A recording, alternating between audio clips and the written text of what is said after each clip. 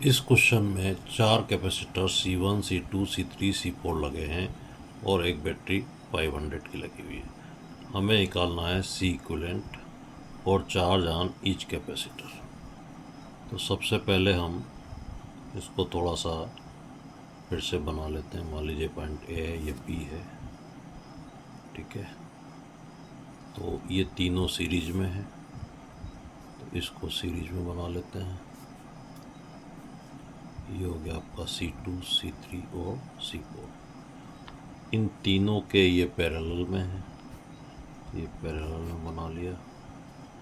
ये C1 है। यहाँ पर एक बैटरी लगी हुई है 500 वोल्ट की। मान लीजिए प्लस है, ये माइनस है, ये A है और ये B है।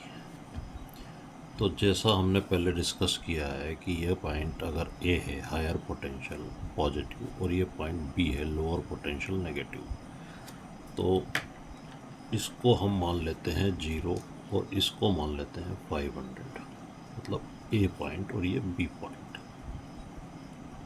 तो ये वाला पॉइंट भी A होगा, मतलब 500, और ये वाला पॉइंट भी B होगा और ये होगा 0।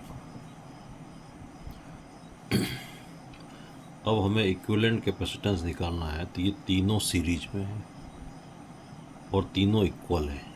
मान लो C है, तो C जब सीरीज में होंगे तो उनका रिजल्टेंट होता है C/3। तो इस ब्रांच का रिजल्टेंट C/3 मतलब 10/3, और ये 10 है, दोनों पैरेलल में है, तो C इक्विवेलेंट हो गया 10 + 10/3 मतलब 40/3 माइक्रोफैराड। ये आ गया C इक्विवेलेंट।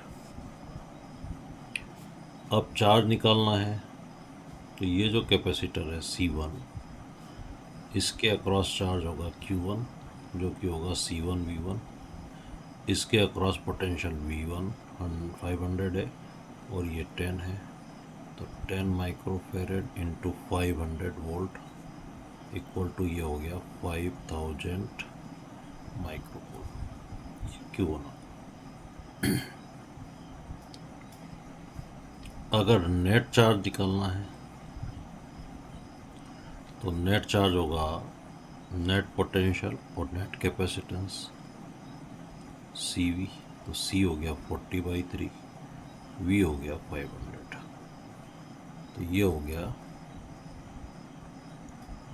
20,000/3। ये नेट चार्ज हो गया। अब चार्ज अक्रॉस दिस कैपेसिटर निकालना है, तो जैसा बताया इसका नेट कैपेसिटेंस है 10/3 और नेट वोल्टेज है 500। तो यहाँ से मान लीजिए Q एंटर करता है, यहाँ पर Q1 जाएगा तो यहाँ Q2 जाएगा और Q2 सब में सेम रहेगा। तो Q2 equal to C2 into V2। C2 है 10/3 और V2 है 500, तो ये हो गया 5000/3 माइक्रो कूलम। इस प्रकार से हमने सभी कैपेसिटर्स का चार्ज कैलकुलेट कर लिया।